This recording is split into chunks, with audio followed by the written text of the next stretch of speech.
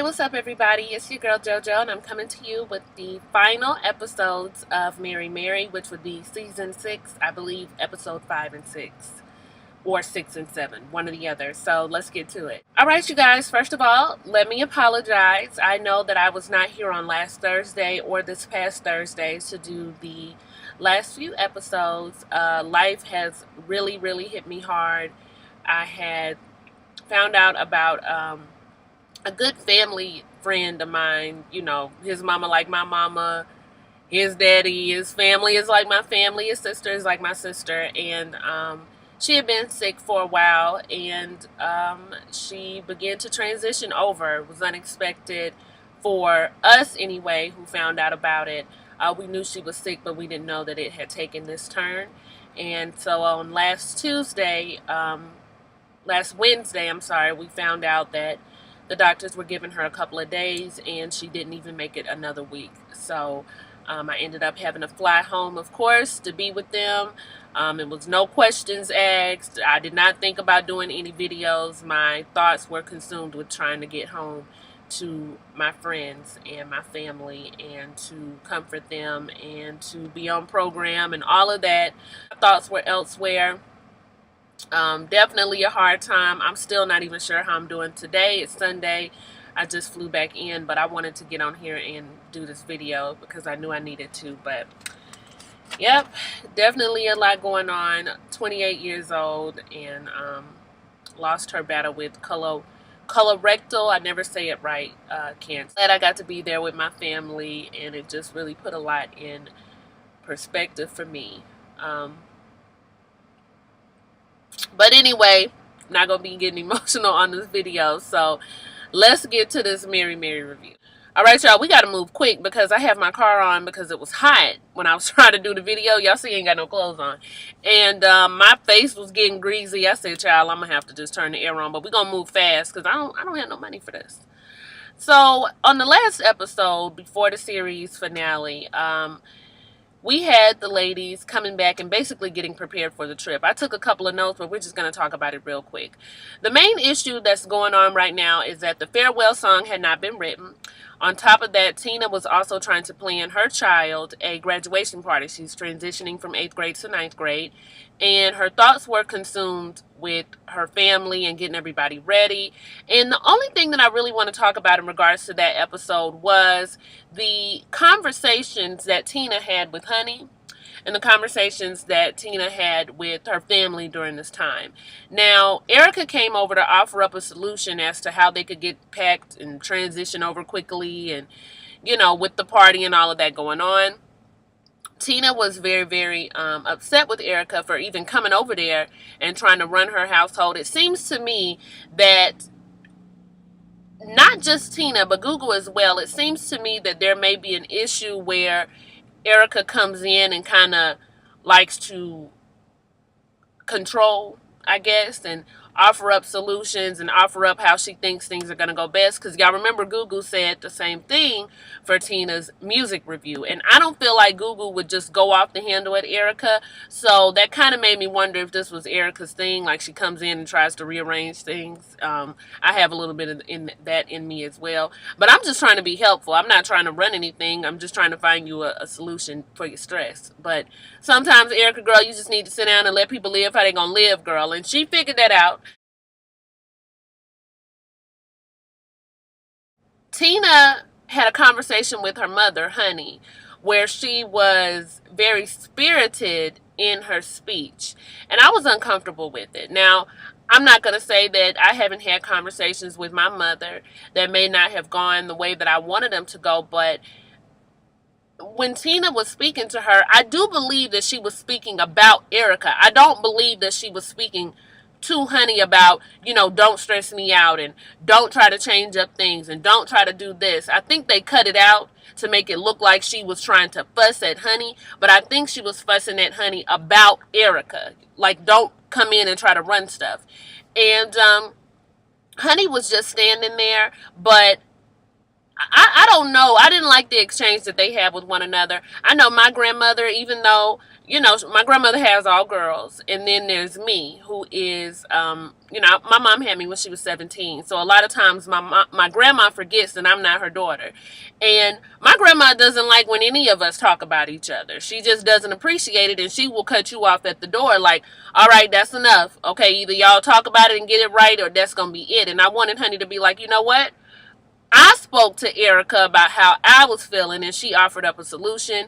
There's no need for you to be getting out of pocket like this. There's no need for you to be getting extra and worked up. This is what I was worried about. It bothered me that Honey just kind of sat back and let Tina speak in that manner, especially when her tone was a little volatile to her. That's your mama. I don't care what's going on in your life. If you that stressed, you need to sit back and take a chill pill. But for her to speak in that way to Honey and tell her, you don't get a break, you don't get to do this, I need you to do this, I need you to do that, I was uncomfortable. So when they get out there, everybody is in really good spirits, and everybody's really excited about the opportunity to be baptized in the Jordan River. They're also excited about their performance that they're going to have, but they still haven't written a song, and they're still bringing that up to Tina, and you guys know how that went. So when they get out there and they go to this Jordan River, this is another thing I wanted to talk about. Tina begins to go back and forth with the tour guide because she wants to get baptized exactly where Jesus got baptized. She doesn't want to get baptized in this safer region or this safer area that the tour guide keeps talking about. I want to go where Jesus was. And she is bringing it up slowly at first, but then after a while she's getting more and more anxious about it. She's talking about it more and more. I was watching her mannerisms and the way that she was speaking to everybody and the way that she was going off, and it was concerning for me, for her to go from here all the way to here over wanting to be baptized. Now don't get me wrong, okay, it's serious, all right? If you want to keep it technical, I don't have no problems with that, but just the way that she was going about it, as if she did not trust what anybody was telling her, it was concerning for me. Teddy came and he kind of made the situation even worse. Instead of calming Tina down, it was, well, if my wife wants to go to here, then we're going to go. It was that kind of attitude. And it's almost like the two of them like to go against the grain just to be different. You guys know people like that, right? Like they will find something to say about things that are perfectly fine just so they can be different and just so they can stand out and be difficult. That's what I felt like they were doing in that moment. Erica's telling them, look, let's just go to this area. We're doing it as a family. You guys are mixing up. But if that's where you guys want to go, that's fine. I'm not going there because the person who lives here is telling us that it's not safe. And I'm just like, yeah, that's how I would feel. If I came somewhere and the person who lived there was telling me not to go somewhere, I would be like, okay, y'all know recently I just came back from Brazil and our tour guide was telling us a lot of places that we didn't need to be as young women, and we didn't go to those places because we're going to take your word over the word of, ourselves and what we think we want to do. And there was a lot of places we wanted to go. They have the favelas out in, that's like the poor areas, the neighborhoods. There's a lot of gang violence, and we wanted to go because we wanted to see how the people lived. That we are very cultural when we go out of the country. We want to see how people live, and she told us that it wouldn't be a good idea. Like she would pretty much advise us against it, and we listened to her because she is from there. It doesn't matter what we want to see and what we want to do. Our safety is important, and we don't know this area. So finally, Tina goes to talk to somebody who's from here, like the tour guide not from there. Okay. She goes to talk to one of the locals, and the locals is like, you can go if you want to go out there. It's not really that it's dangerous. It's just that there's a sewage and a contamination situation. So if you want to go out there, and she comes back over to Erica, and she was like, oh, okay, well, I didn't know that. Well, then now we not going. She's immediately calm and immediately collected herself. And I thought it was funny that Warren was like, if you want to get baptized in the doo-doo, then I will baptize you in doo-doo if that was you. That was funny to me because it lightened up the moment, but at the same time, it let her know you really was showing out for no reason. Like, come on, we're trying to have a family moment. I was glad that it all got squashed. I'm not really sure why she did not trust the tour guide and trusted the local person more, because I'm sure that the tour guide was from the area or at least well informed. She said, well, y'all didn't tell me it was a sewage problem. Y'all were just telling me it was dangerous. Dangerous is the sewage problem. You know what I'm saying? Like, maybe he didn't know the English, the grammatical language to tell you, but dangerous is part of the sewage problem. So, child, I don't even know why I'm harping on that. Let's move on. Child, I done put my shirt on. I can't decide if I'm cold or hot. And I know y'all probably hear all of this going on in here. Child, I've been crying and then allergies and all of that. So, I got so much going on. But anyway, the family got together to get baptized in the river, and Warren was baptizing everybody. I got emotional because I don't know if it's the death of the friend or just seeing her family and how close they were. And I'm close with my family, but it's a little different. With my siblings, I'm probably not as close as I would like to be. But it was just something about seeing that moment where there is a collective family unit getting together and doing something that is so symbolic and so important to them. And seeing everybody was emotional, and, you know, the kids were involved. And it was just something about it that really, really was a tearjerker to me. Love seeing a close-knit family doing things like that together. So love that moment. Then we move on after the baptism, and there's still the issue of this song. Y'all know I'm so tired of hearing about Farewell, it ain't even funny. I'm just like, you know what, give me the paper. Give me the paper, I'll write it. But because Tina is in a better mood after she done been down in the waters, honey, I would have been in a good mood too. After she done been down in the water, she's in a better mood. So they take the opportunity to pull out pen and paper and try to get her to write this song. They make up the song pretty much on the spot. It's Erica, it's Warren, it's Tina, and Warren even comments, like, when we get together, we have this vibe and we make music. He made that comment, like, when we get together, we make this kind of music. I just wonder if Teddy ever feels left out of that loop. Like, Tina and Warren and Erica get together, they produce, they make music, they have these good times, they bond, they probably go into worship together.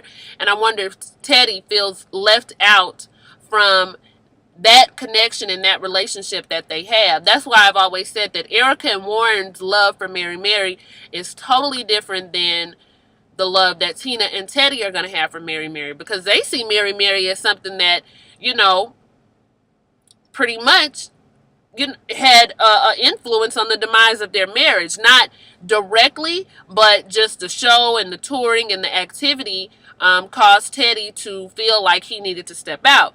Versus Erica and Warren, this is something that they share together as a couple and as a working relationship. So it's a little bit different. But yeah, I wonder if he ever does feel out of that loop, and that has a lot to do with why Teddy may have made the decisions that he made. But they get the song written, and I was excited because I didn't want to hear no more about Farewell.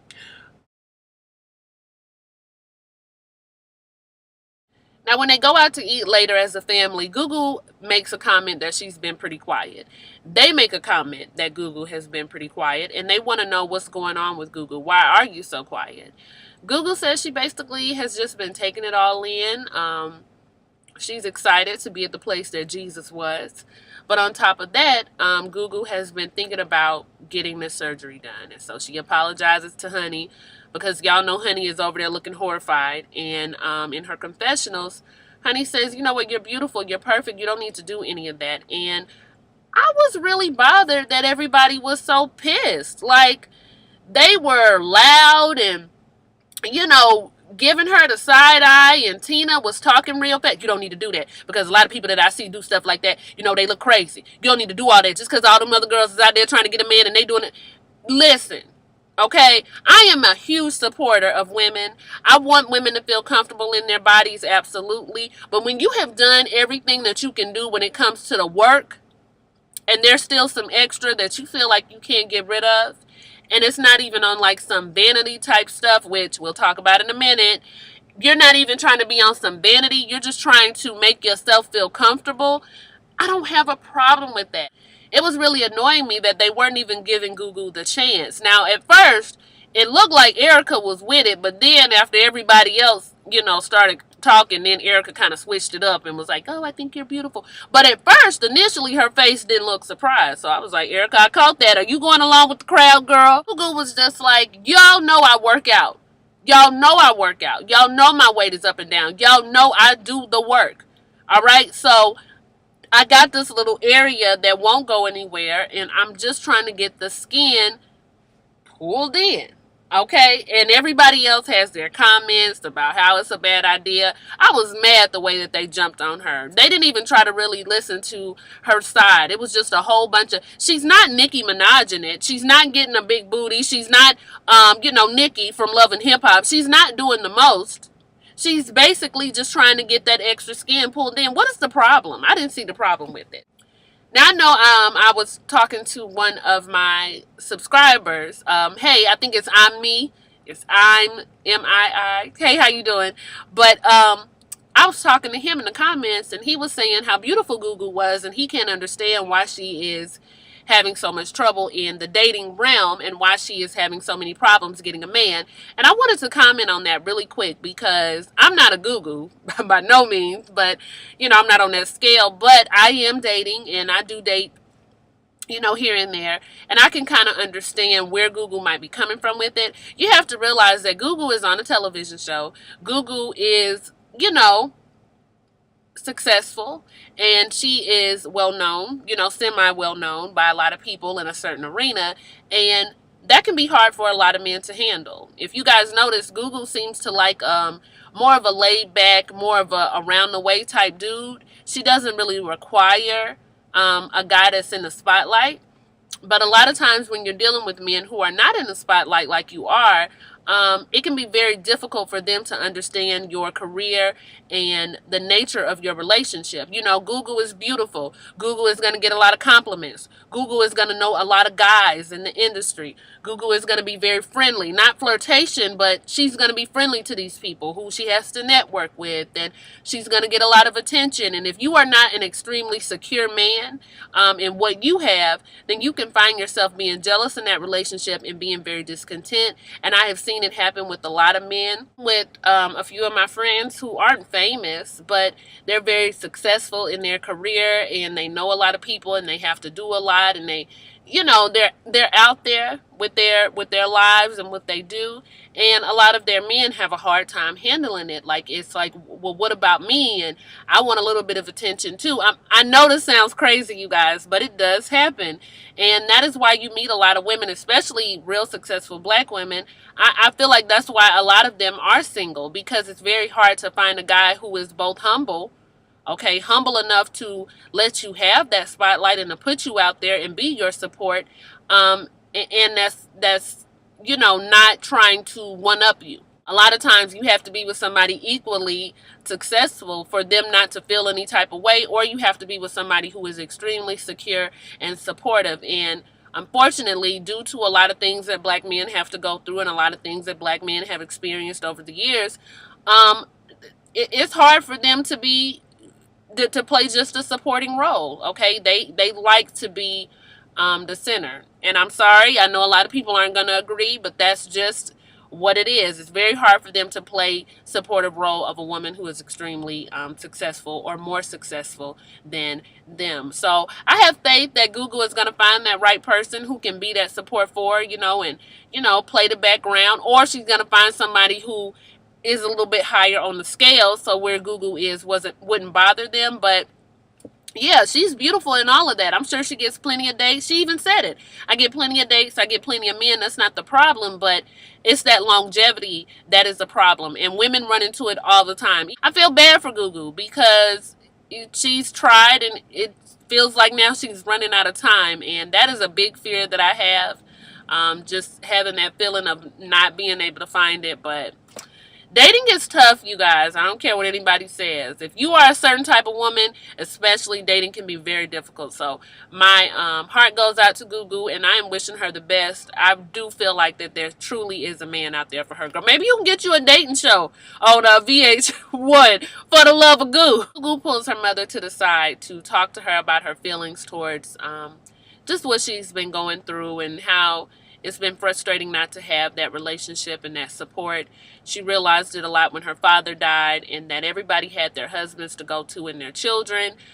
Gugu is like my spirit animal right now because I understand that as well. It's different when you got a family to go to at home when you're going through stuff versus, coming home, to yourself. It's difficult. You got to figure out how to go within yourself and get through it. So as she's talking to Gugu, Honey, about it, Honey has this breakdown and tells her, we got to change the subject. I can't talk about it. I can't do it. And Gugu tells her mom, you need to talk about it. It's okay. Honey breaks down. We find out that Honey has a very hard time talking about the father. She has a very difficult time coming to terms with their relationship and the things that went on in it. Again, I was frustrated because I felt like Gugu was trying to have a moment and really trying to express herself and how she felt. And her mother, unfortunately, wasn't able to handle it. And that is one of the things that I've noticed when it comes to these girls and their mother. They like to come to Honey as like this beacon of light and this person who is all knowing and knowledgeable, when really, and I hope I don't offend anybody when I say this, Honey just doesn't have it. She's a nurturer, but I don't think she's a person that's like full of all of this wisdom that she can give to her girls. Now, I think that Honey does have a lot in her. She can give them a lot of information, but they come to her as if she is able to give advice and able to handle certain things that I don't feel like Honey is capable of. And this here was an example of it. Clearly, when it comes to relationships, I don't know if Honey is the best to give advice, and I'm sorry again if I'm offending anybody, but she was in a marriage that wasn't right. He had multiple women while he was with her.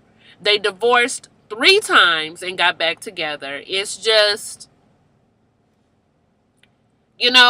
clearly in the man department, Honey has some issues, but they speak to her about their marriages and their lives as if she can offer up all of this wisdom. I can give you another really good example. My mama, love her to death, but there's certain things that I can't come to my mom with. Like when I'm talking about God and my spirituality, I go to my godmother. My godmother is knowledgeable in that area. When I want to talk money, I can't go to my mother because my mom ain't really got her financial situation quite together. And there's nothing wrong with it. I just know there's certain things I can't come to my mom for and some things I can. It's getting dark.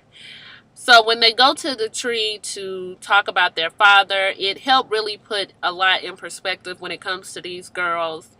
You got to really see the collective unfolding of people who are really hurt. You can tell that some of the girls haven't really grieved properly, haven't really let go of a lot of things and a lot of resentment that they had towards their father.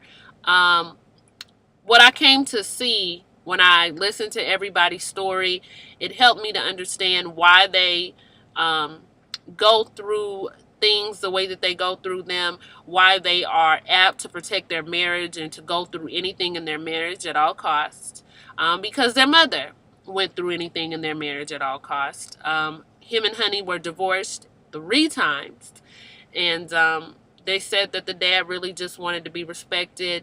He told them that he didn't really know what he was doing, but he really was trying his best. And that is why he kept coming back. It just sounded to me like he was a good father, or the best father that he could be, but he was not a good husband. And he was one of those men that felt like in order to raise his children, he needed to be with their mother.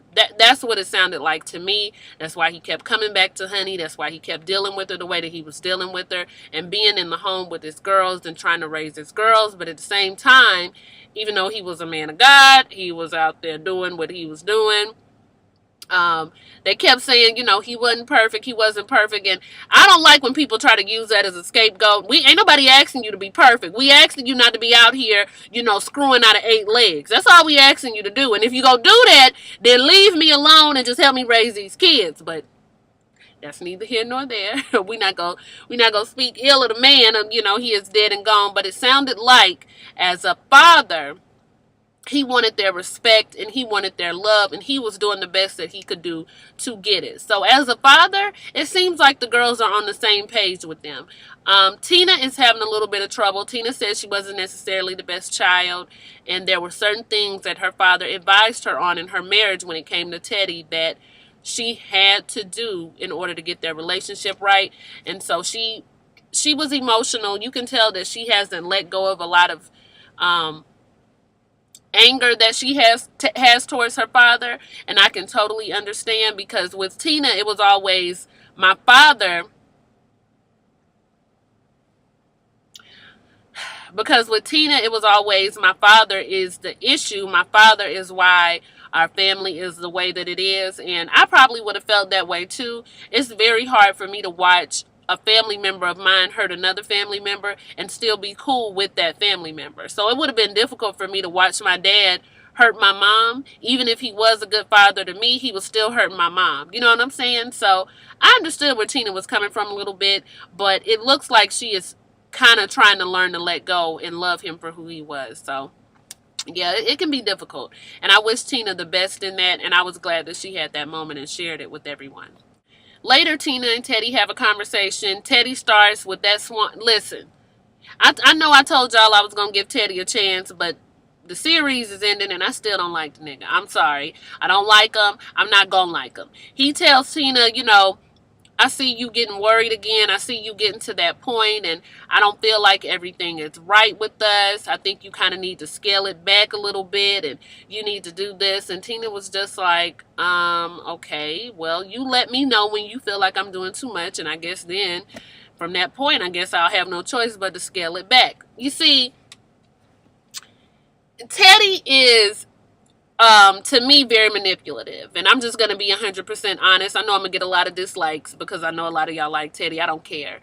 Teddy, to me, is very manipulative. He uses the fact that he cheated when Tina was on the road to make Tina feel guilty about going forth with her career and doing these different things that she wants to do.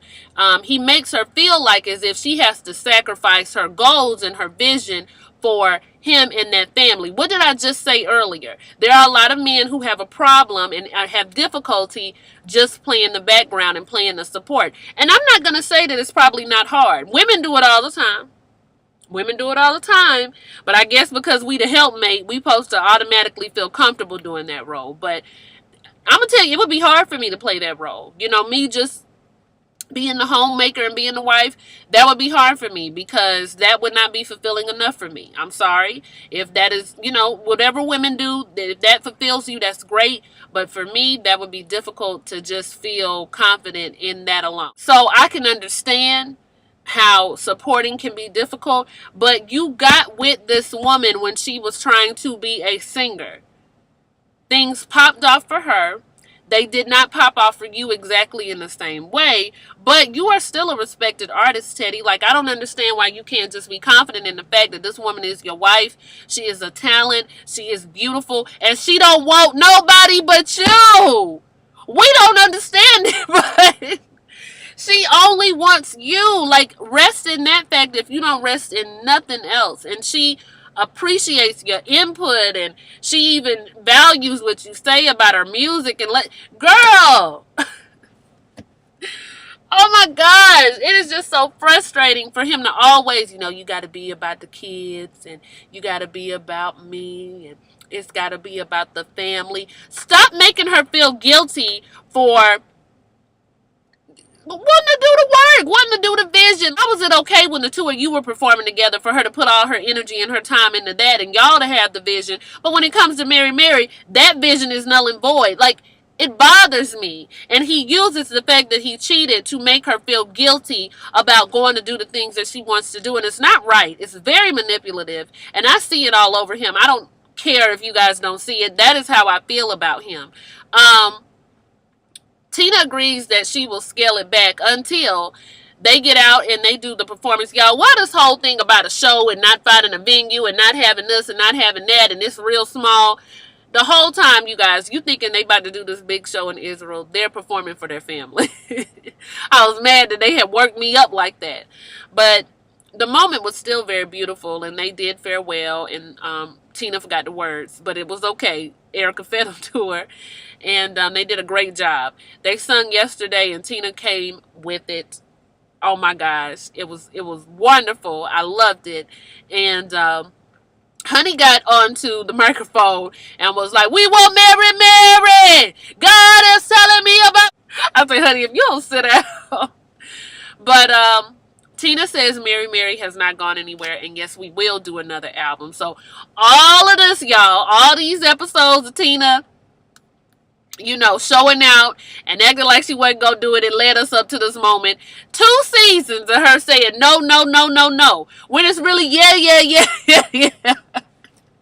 She gonna do it. Teddy was mad about it. He was just like, you lied to me. Okay, you lied to me. You told me that you weren't going to put more on your plate, and here you are about to do this Mary Mary album. You guys, he pissed me off. I don't even want to talk about him anymore. Teddy, you are a respected musician from what I've been told. I don't know why you can't just be confident in your craft and allow your wife to do. I don't know. Maybe I'm missing something. Maybe she's a terrible mother when she's on the road. I have no idea. I've never gotten that vibe from her. I just feel like Teddy is tired of supporting her in her dream and her craft. And, you know, if she does it again, he's going to threaten to go out and F the rest of the Georgia Mass Choir that he hasn't already had sex with. That is how I feel. Don't like Teddy. Season is ending. Still don't like him. I tried. Anyway, thank you, Mary Mary, for a wonderful time, for 6 seasons of love and relationships and God and vision and purpose and dreams. We really appreciate it. I don't know what I'm going to review after this. Y'all can make suggestions. We will be back for something else very soon. Thanks for watching, and like, comment, and subscribe. Bye.